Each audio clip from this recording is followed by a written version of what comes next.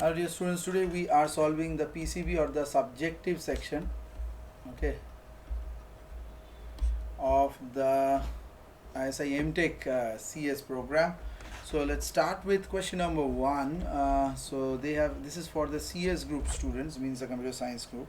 It has two groups, computer science and non-computer science. So the first one is you are given 68 identical looking balls, each of with a distinct weight. You are given a common balance using which you can compare the weights of any of the balls using a single measurement. Describe how would you identify both the heaviest and the lightest ball using 100 measurements in total. Okay, so divide the balls, we can put it into two parts, 34 and 34. That's the very first part to start. ऐसे दो कर लेंगे. So first let's find out the heaviest ball, round 1. Okay, so put 34, resulting that 17 comparisons.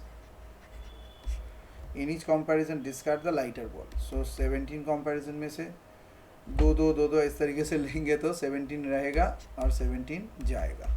ठीक है. Round 2, अब इन 17 को भी लेंगे तो 8 8 16, 1 will be left unpaired. ठीक है.